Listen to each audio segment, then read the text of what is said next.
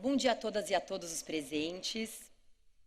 Para mim é uma honra participar desse evento Conexidades. Eu queria agradecer esse honroso convite feito diretamente pela Silvia Mello, e também pelo Dr. Miziara. Para mim é uma grande honra participar pela primeira vez, representando o Ministério Público de Contas. Eu queria também aproveitar a oportunidade para cumprimentar todos os outros organizadores desse evento. Cumprimento também os demais integrantes do painel, o nosso querido Dr. Sérgio Siqueira Rossi, secretário-diretor-geral do Tribunal de Contas do Estado de São Paulo, o excelentíssimo senhor ministro do Tribunal de Contas da União, Augusto Narges, que tive a honra de conhecer,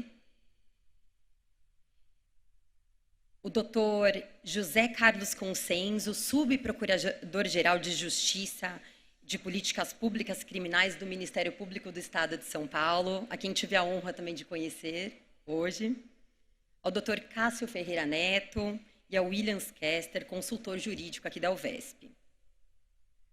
Bom, o tema do painel nosso aqui é controle externo.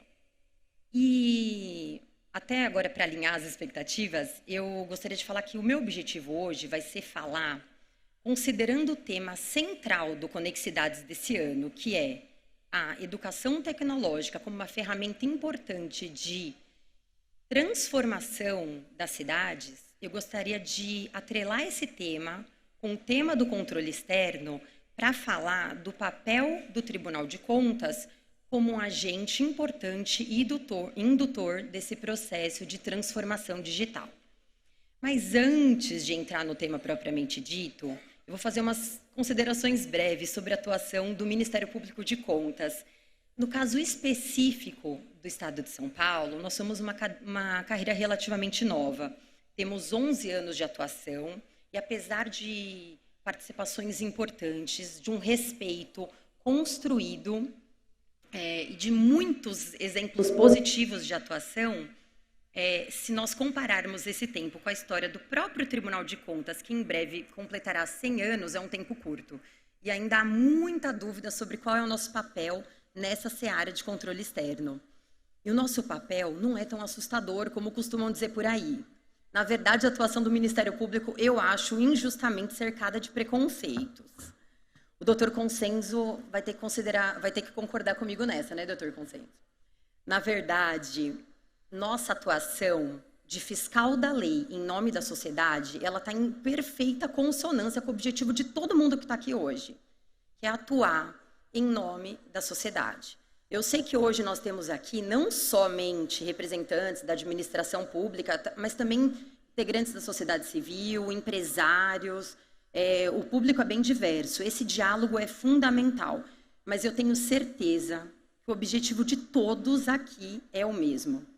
Uma sociedade mais justa, mais transparente, mais igualitária, um mundo, isso não é utopia, melhor para todos, eu tenho certeza. E esse é o papel do Ministério Público. Nós atuamos com imparcialidade nas Cortes de Contas como fiscais da lei em nome da sociedade. Essa é a nossa atuação.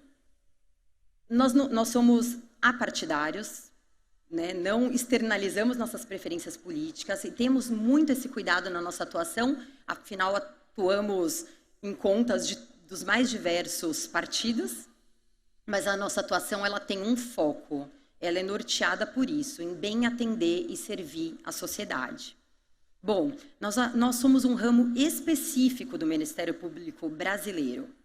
Então, tem o Ministério Público Estadual, o Ministério Público da União. Nós somos um Ministério Público especializado que atua em todos os processos das Cortes de Contas.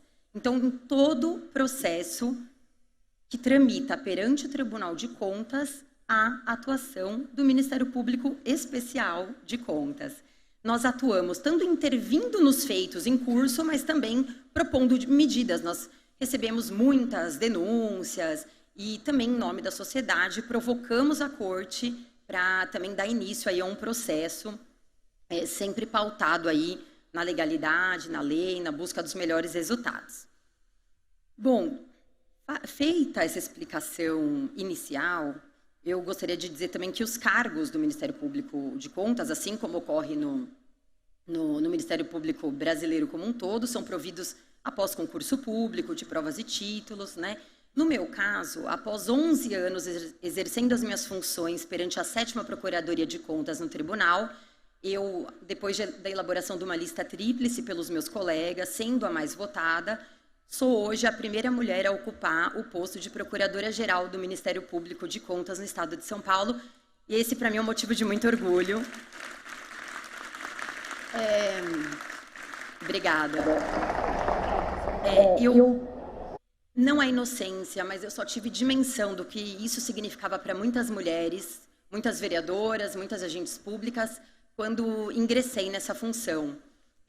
Eu fui procurada e recebi depoimentos, inclusive emocionantes, assim, de pessoas que falavam que, num passado não muito distante, uma mulher ocupar uma função de prestígio como essa seria algo inacessível. Então, isso aumenta a minha responsabilidade e eu gostaria hoje também de reforçar meu compromisso de atuar da melhor forma para que todas se sintam, de fato, representadas.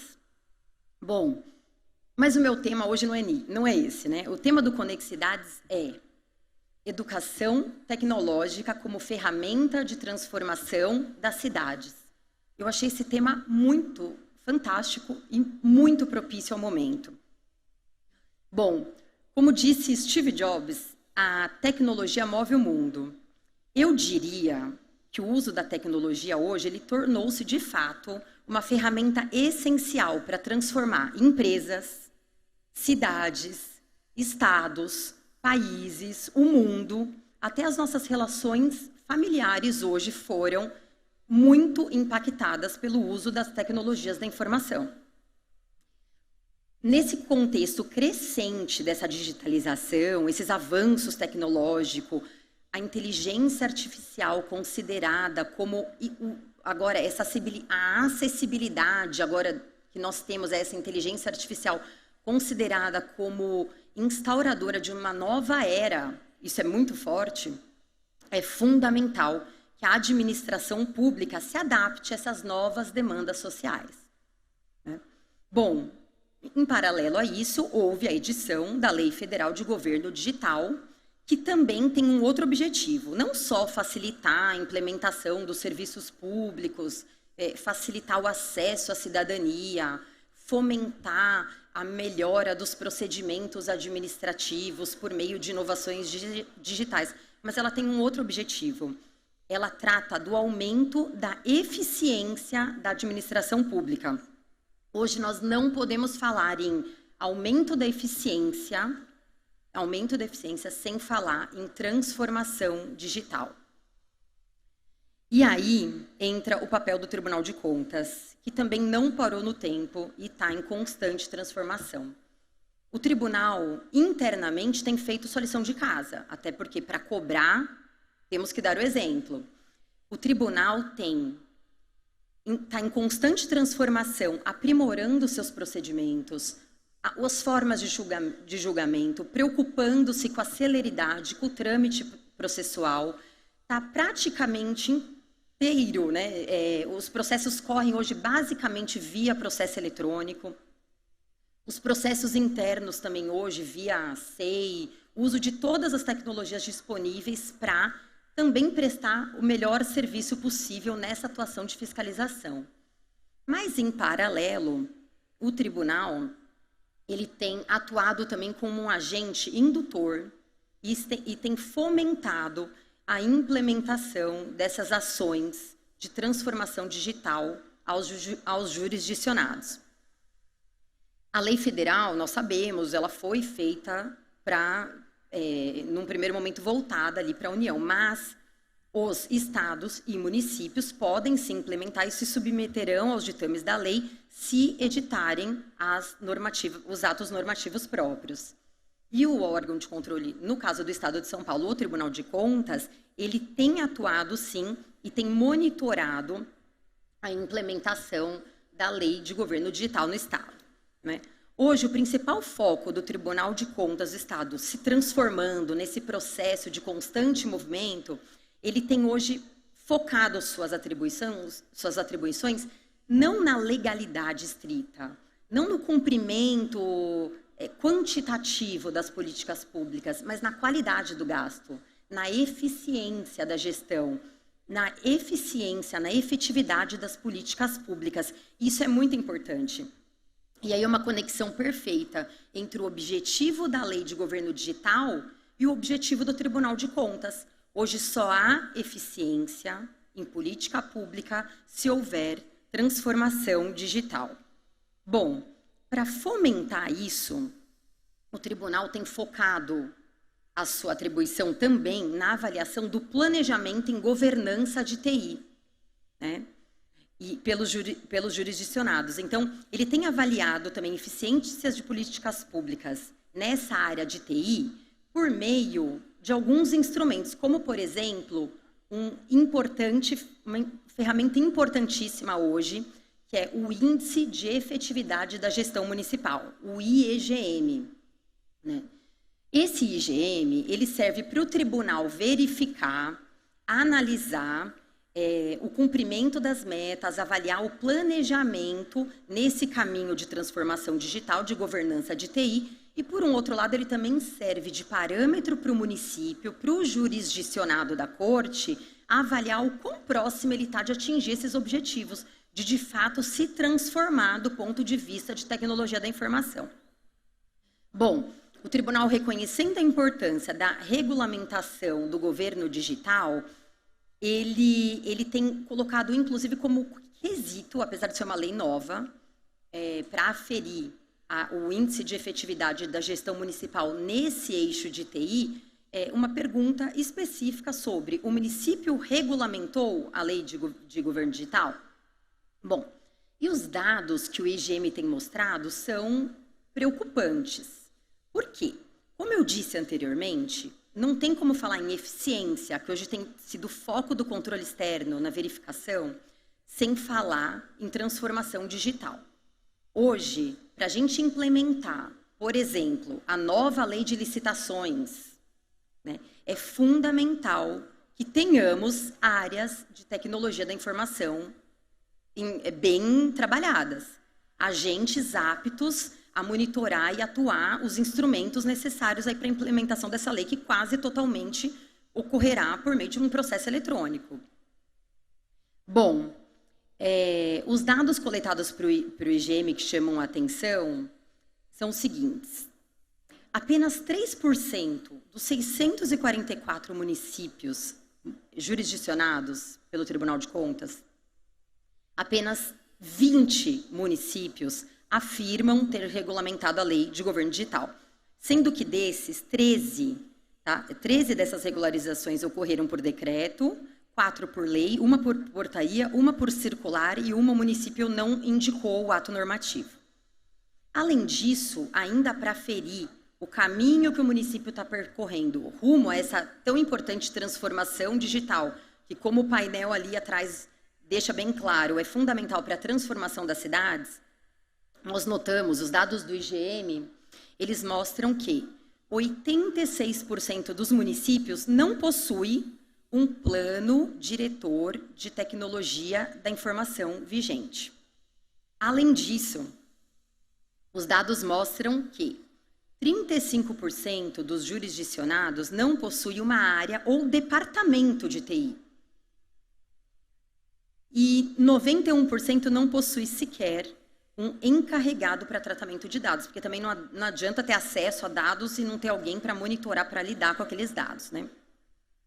Bom, para que essa transformação ocorra, os municípios precisam se planejar em termos de governança digital. Eles precisam de um planejamento nessa área de tecnologia da informação. Por quê? Porque isso impacta diretamente na eficiência das políticas públicas. Isso impacta na eficiência dos serviços públicos. Bom, qual a solução? A própria lei de governo digital, ela traz algumas ferramentas, algumas possibilidades que ela entende fundamentais para que haja um aumento da eficiência para a administração pública. São essas quatro balizas: a desburocratização, a inovação, a transformação digital e a participação do cidadão. Então, essas 4 balizas hoje são fundamentais para que a gente aumente a eficiência. Desburocratização. Quando eu parei para estudar um pouco isso, eu descobri que realmente há um desconforto na administração quando a gente usa essa palavra, desburocratização. Por outro lado, os empresários, e eu sei que também aqui é um ambiente que promove o diálogo, eu sei que tem muitos aqui presentes, desburocratizar brilha, faz brilhar os olhos dos empresários, daqueles que querem fazer andar os seus negócios. E para o cidadão também. Ele quer uma administração mais célere, mais eficiente, ele quer a eliminação do desnecessário. Então, desburocratizar não é burlar a lei, não é pular, não é fazer nenhuma ilegalidade, muito pelo contrário, é só simplificar a relação público-privada. É isso, é focar no essencial. Por exemplo, um exemplo de uma amiga minha que foi renovar a carteira de motorista. E ali perguntaram para ela se ela era de um determinado estado. E ela falou, não sou desse, eu sou do estado vizinho. Ah, mas aqui na sua carteira consta que você é do estado tal. Ela falou, não, eu tô aqui. E estava com todos os outros documentos provando a origem dela. Isso aconteceu essa semana. Gente, ela foi obrigada a ir a vários outros lugares para comprovar ali que ela era de onde ela estava falando que era. Eu acho que isso é uma forma tão simples, assim, que seria tão fácil resolver ali mesmo. Um empresário, eu participei de uma reunião com empresários. O poder público às vezes tem medo dessa relação, né? Como eu falei, a nossa relação tem muito preconceito. Mas eu sou do Ministério Público, eu estou acostumada com esses preconceitos ali, né? E, bom, eu não tive medo dessa conversa, acho que é muito tranquilo, acho que nós temos que dialogar, acho isso muito importante. Bom, esse empresário me relatou que, para ele aprovar um empreendimento, ele apresentou toda uma certificação ali, toda exigida. Primeiro que ele teve que apresentar para vários departamentos diferentes, do mesmo órgão de governo, da mesma esfera de governo. Ele apresentou tudo em saquinhos destacados, fez um índice lindo, fazendo remissão a cada um dos saquinhos. Bom, meses depois, ou seja, morosidade, ele recebe uma notícia de que aquilo lá não foi aceito. Ah, mas por quê? Estava tudo tão perfeito. Ah, não, mas você descumpriu o item tal, do manual tal, na linha tal, da página 1500 e bababá. Bom, quando ele foi atrás, né, ele viu que, naquele caso, naquele departamento, diferente do anterior, os documentos não poderiam ter sido apresentados em saquinho.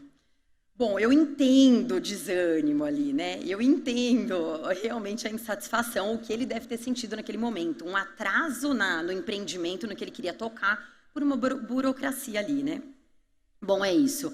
Então, desburocratizar é mudar o olhar, é colocar o cidadão e não a administração como foco. É lembrar para quem que a gente está prestando serviço. É para o cidadão. Vamos simplificar essa relação com ele?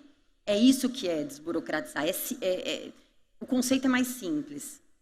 Bom, a lei exige ainda para aumento da eficiência, inovação e transformação digital. E a própria lei fala que ela objetiva o uso dessas tecnologias, as mais modernas possíveis, né, para aumentar a eficiência, para melhorar os procedimentos administrativos, né, e também para facilitar acesso de serviços públicos e o exercício da cidadania. Cidadania e liberdade econômica, que também é favorecida pela desburocratização que a gente mencionou antes, elas são fundamentos da República. Então, isso realmente tem que ser uma máxima a ser buscada. E, por último, para aumento da eficiência, a lei traz a importância da participação da sociedade como um importante instrumento para aumento da eficiência, repetindo aqui, né? Bom, uma coisa que a gente tem levantado e conversado ali entre os procuradores, amigos, colegas, pessoas que gostam do tema, é que as verdadeiras transformações, como essa de uma nova era digital, ela só ocorre por meio de uma multiplicidade de ações. Por isso que eventos como esse são muito importantes. Esse diálogo mútuo com os diferentes atores, com todos os envolvidos. E a participação da sociedade é fundamental, afinal de contas, ela é a destinatária do serviço. Nós não podemos perder isso de norte. Então, essa participação é muito importante. Aqui eu vou puxar uma sardinha, mas eu acho que é justo. Eu sou imparcial. Na minha atuação no tribunal, sou imparcial e não atuo nesse município. Mas, bom, minha família é de Santa Rita do Passa Quatro, e quando eu fiz um levantamento das cidades que já implementaram essa regulamentação, me chamou a atenção que aquele pequeno município de 25 mil habitantes já implementou a lei de governo digital. Então, eu fui ler, me interessei, minha cidade, fiquei feliz.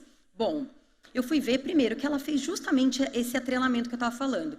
Governo digital com a lei de liberdade econômica, mas ela foi além. Ela instituiu uma coisa que não estava na lei federal. Um fórum municipal de desburocratização. E aí eu quis entender e conversar um pouquinho. Aproveitei a festa de Santa Rita que aconteceu há pouco tempo para trocar uma ideia ali no meio do povo. Inclusive a quermesse de lá é maravilhosa, vale a pena conhecer. Bom, o que eu descobri é que eles se basearam numa experiência de muito sucesso em eficiência da Dinamarca, tá? Bom, vou forçar aqui meu inglês, mas é um Business Forum da Dinamarca. Esse foi o nome que me trouxeram. E lá, eles construíram, eles entenderam que esse processo de desburocratizar, de tornar a administração mais eficiente, ele precisava da participação e da interface público-privado. E esse fórum tinha representantes da sociedade, da classe empresária, do governo, e todos juntos ali conversando numa frequência ali determinada, iam buscando, colocando suas dificuldades e buscando as soluções para os problemas. Bom, e agora já me encaminhando para o final, senão vai vir mais um papelzinho aqui falando que eu já estou perto de extrapolar o meu limite de tempo. Já estourei, ó, já até me avisaram, mas agora é o final mesmo. Eu gostaria de dizer e reforçar que esse processo de transformação digital, ele tem que, de fato, envolver todos os atores que participam. Tá? Tribunal de Contas tem fomentado essa transformação por meio de ferramentas como o IGM, por meio de suas manifestações nas contas dos julgados, de orientação aos jurisdicionados no sentido que implementem essas mudanças, que atuem de forma eficiente, por meio desse controle de resultados. Ele é um agente importantíssimo nessa indução, mas ele não pode agir sozinho. Além disso, tem o papel da administração pública, da sociedade civil, de todos os participantes desse processo. Bom, como disse recentemente Bill Gates, a era da inteligência artificial começou. O tribunal tem atuado, então, como indutor e fomentando o implemento dessas atuações voltadas à transformação digital. A transformação já teve início. É um processo que não tem como voltar atrás. Quem não acompanhar não vai ser extinto nessa nova era, mas corre o risco de se tornar obsoleto. Então, esse processo só ocorrerá de uma forma eficiente se houver uma atuação integrada entre todos os envolvidos nesse processo. E ontem, uma pessoa que está até aqui presente me trouxe uma frase que eu achei muito pertinente para isso, que é de um provérbio que diz: se quer ir rápido, vá sozinho, mas se quer ir longe, vá em grupo. Muito obrigada pela paciência, um ótimo evento a todos.